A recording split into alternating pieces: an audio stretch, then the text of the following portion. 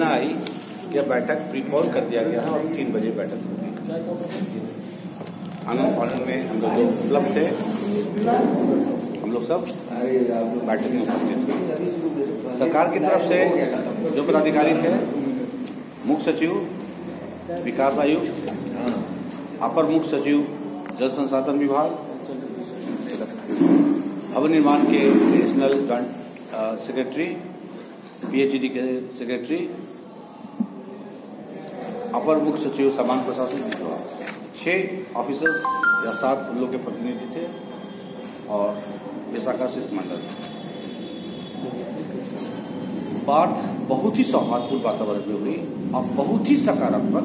हम लोगों ने अपेक्षा नहीं की थी, किंतु उससे भी ज्यादा सकारात्मक वातावरण। पहला डिमांड हम लोगों का था सहायक अभियंताओं की बिहार लोकसभा मोबाइल। पहले तो उन्होंने पूछा कि क्यों चाहते हैं, उन्होंने तर्क दिया। तर्क के बाद उन्होंने सहमति व्यक्त की कि हाँ, ये सहमत हम लोग और उनको दूसरे सूत्रों से प्राप्त चला है कि मुख्यमंत्री का निर्देश है कि इसे शीघ्र कर लिया जाए और फरवरी के अंत तक लेटेस्ट इसकी अधिसूचना निर्गत कर दी जाए। तो हम लोग का जो सबसे पहला मांग था, वो सबसे पहले मांग लिया गया।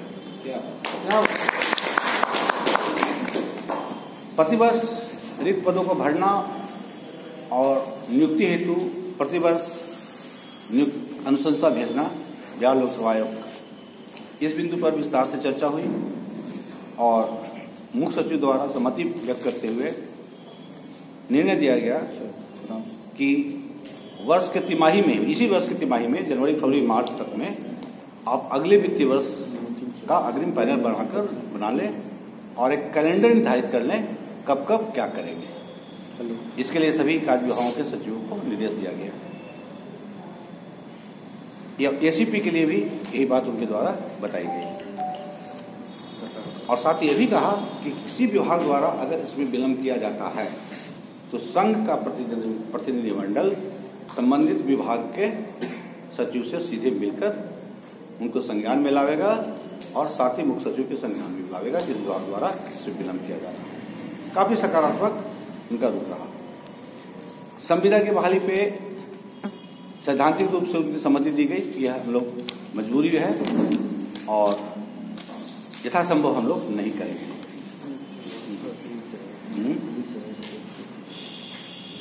ठीक है।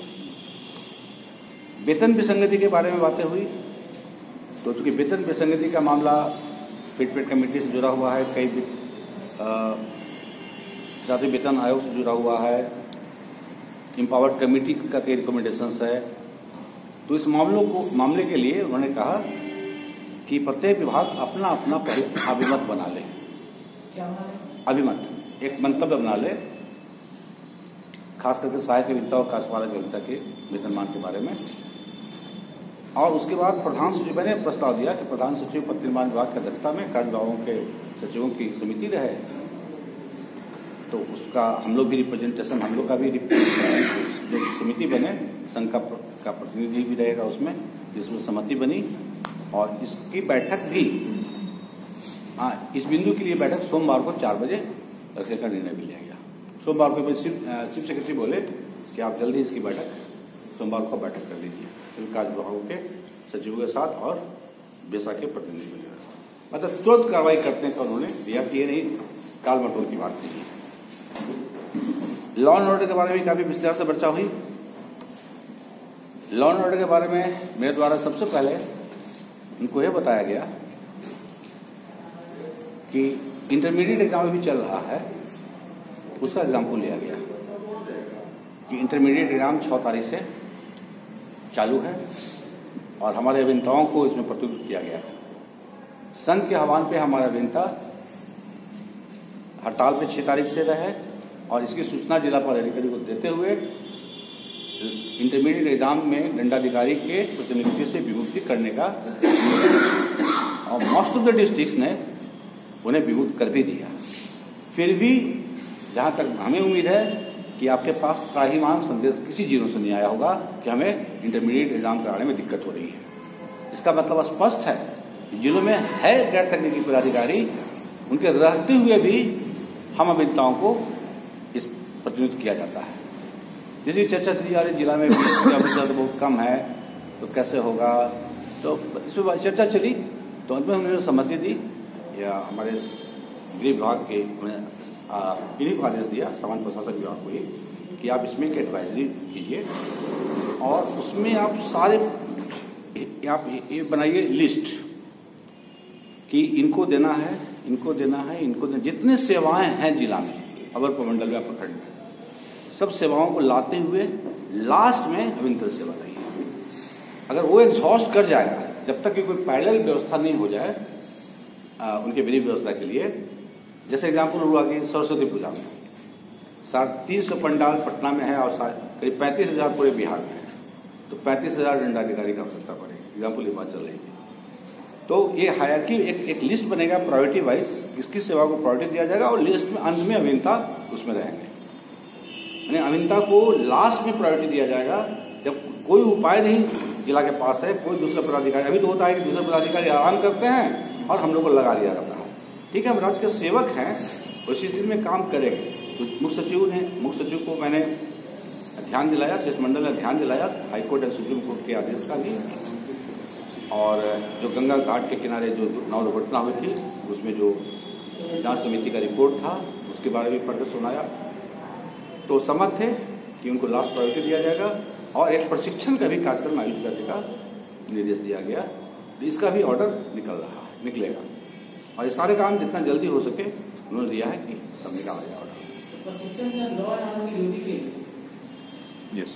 चूंकि अभी हट नहीं रहे हैं, कि इतना हुआ है लॉ एंड ड्यूटी का, इसको पार्शियल माना जाए कि चूंकि सरकार की मजबूरी है कि लॉ एंड ड्यूटी। अभी होता है कि दूसरे सेवा के लोग आराम फरमाते हैं और हम लोगों को डाल दिया जाता है। अब होगा कि दूसरे सेवा के सारे लोग जो गैर तकनीकी एग्जॉस्ट कर जाएंगे और तब जरूरत पड़ी तब लास्ट को प्रायोरिटी का लिस्ट बनेगा, सेवा वाइज प्रायोरिटी का लिस्ट बनेगा, उसमें अभियंता सेवा सबसे नीचे, ऊपर जब खत्म हो जाए उस सेवा के लोग तब हमारा नंबर आएगा। ये भी काफी सकारात्मक रहा।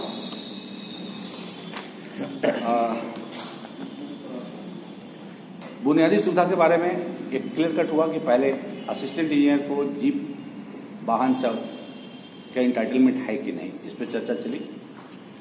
तो उसमें हमारे अपर मुख्य सचिव जल संसाधन ने कहा कि हम लोगों ने दिया है, दूसरे विभागों ने दिया है सहायक अभियंताओं को डेडिकेटेड गाड़ी। तो बोला कि जब दिया है तो अब उनकी एलिजिबिलिटी की बात ही नहीं होती है, दे आर एलिजिबल देन। तो वहाँ इसका एक क्लियर कट डायरेक्शन सभी विभागों को जाए कि डेडिकेटेड गाड़ी सहायक अभियंताओं को मिले उनके निरीक्षण के लिए। और साथ ही साथ कनीय अभियंता का एक हमारे सचिव पीएचडी तो पहले से प्रयास कर रहे थे और सहायक अभियंता के बारे में जानकारी मिल चुकी थी सहायक अभियंता को कि कनीय अभियंता को भी वाहन अलाउंस दिया जाए, इस पर भी सहमति। पेट्रोल अलाउंस स्टैग्नेशन दूर करने के लिए और स्टेट इंजीनियरिंग कमीशन पे भी मतलब उस पर थोड़ा स्टैग्नेशन दूर करने के लिए सभी विभागों को पुनर्गठन का निर्देश दिया गया, जल्द ही प्रस्ताव लाया जाए और पथ निर्माण विभाग के प्रधान सचिव के साथ बैठकर इसको फाइनल किया जाए और पथ निर्माण विभाग में जो पुनर्गठन किया गया है उसको एक मानक बनाया जाए कि उन्होंने क्या लिया जाए। मुख्य सचिव ने तो यहाँ तक कहा कि ऐसी व्यवस्था हो कि 13 साल 14 साल में मैक्सिमम एक सहायक अभियंता बन जाए, जो 20-22 साल लग रहा है उससे ज्यादा ना लगे। उन्होंने सलाह दिया कि ऐसा आप स्ट्रक्चर बनाइए। 6-7 साल बोले थे, 6-7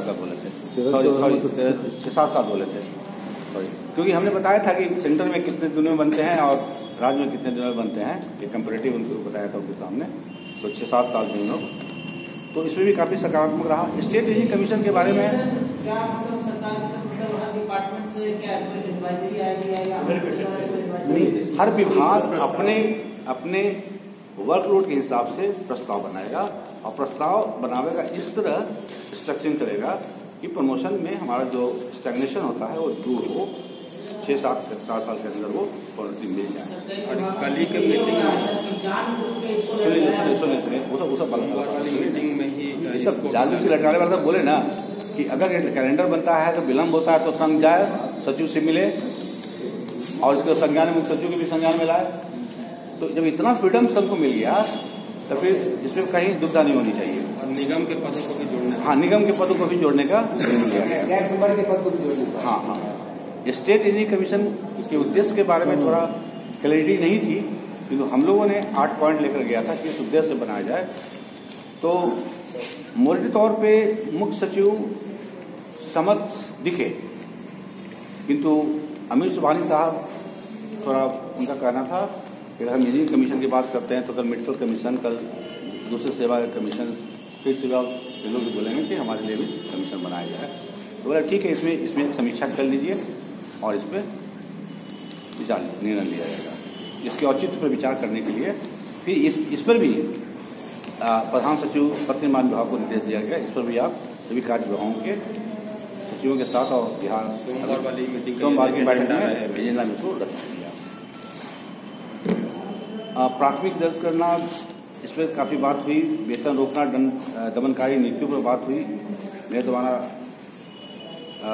वेतन रोकने की बात हुई। वेतन रोकने में जो बिहार सेवा संहिता का कोड को उद्धृत किया गया, उसमें क्या है, वेतन नहीं रोकना है योगदान की तिथि से जब तक सेवा में रहेंगे। इवन रिटायरमेंट केस, इवन निलंबन के केस में भी आधा वेतन दिया जाता है। किसी रूल में वेतन नहीं रोकना है। इवन हाईकोर्ट के कई जजमेंट्स को उनके सामने रखा गया कि देखिए, वेतन तो रोकना तो दूर, वेतन देने में विलंब होता है तो एम्प्लॉय को अधिकार है इंटरेस्ट लेने का, और कोर्ट ने इंटरेस्ट दिलवाया है एम्प्लॉय। अगर वेतन में हमको विलंब होता है तो इसमें विद इंटरेस्ट हमको इंटरेस्ट भी मिलेगा। तो इस पे भी सहमति बनी और इस मुद्दे पर भी अन्य दमनकारी बातों पर भी प्रधान सचिव पत्र निर्माण को दिया गया कि आप अधिकारी विभागों के साथ बैठकर भी इसकी समीक्षा करके विस्तृत निर्देश निकालें। प्रबंधन कोषांग के बारे में तो बात हुई कि सब जगह तो बन गया है, तो हमारे साथियों द्वारा बताया गया सभी विभागों में नहीं बना है, तो उसमें निर्देश दिया गया कि इसमें कोई इशू नहीं है। तो कुल मिलाकर अपेक्षा से हम लोग अपेक्षा नहीं किए थे, क्योंकि जो कल सूचनाएं मिल रही थी कुछ कारणों से अभी, किंतु काफी सकारात्मक रहा सरकार का ये, और चीफ सेक्रेटरी से लेकर हमारे और भी जो भी थे वहां पे सरकार के प्रतिनिधि के रूप में सभी काफी सकारात्मक थे और हमारी मांगों को जल्द से जल्द चरणबद्ध तरीके से वो पूरा करेंगे।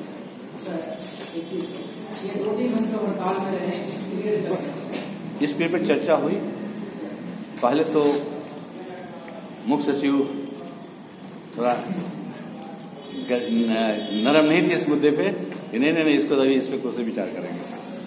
हाँ, फिर बाद में मुस्कुरा कर बोलते हैं ठीक है, इस पे झूठ लिया जाएगा।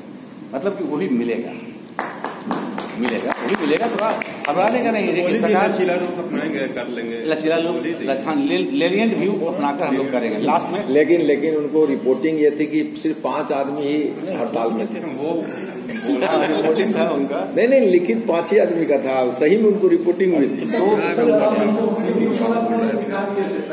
वो भी 14 ही। हाँ बोलिए। हाँ, बाहर वाला के लिए क्लियर हो गया कि हर विभागों में सहायक अभियंताओं के लिए डेडिकेटेड वाहन दिया जाएगा। पूरे 5,000 उसके लिए हर विभाग अपना आदेश निकालेगा, वो लिखित और उसके लिए राशि उपलब्ध कराएंगे कि हम हैं ऐसा। ये सब मैंने जो लोगों ने चीफ सेक्रेटरी स्तर पर जो निर्णय हुआ, जो डायरेक्शन हुआ है, उसके फॉलो अप एक्शन करना पड़ेगा हम लोगों को। जल्दी आदेश निकले। हाँ, और सरकार भी जहां तक हमको लग रही है, देखिए ना, आज की बैठक के बाद सोमवार को कल सैटरडे और संडे छुट्टी है, सोमवार को ही बैठक रख दी गई है। उसमें कई मुद्दों पे चूंकि सेक्रेटरी लोग बैठेगा ना, अभी पार्टिकुलर है ना कहाँ उनके साथ बैठक होगी 4-5 मुद्दों पे, तो उस पर बैठक करके उसे वेतन मान वाले